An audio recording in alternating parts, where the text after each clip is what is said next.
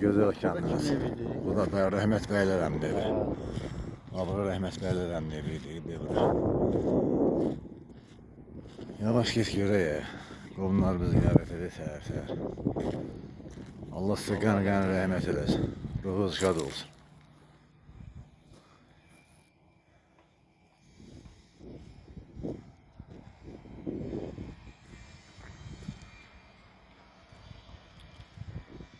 Mesela gün şu geçsem olmuyor.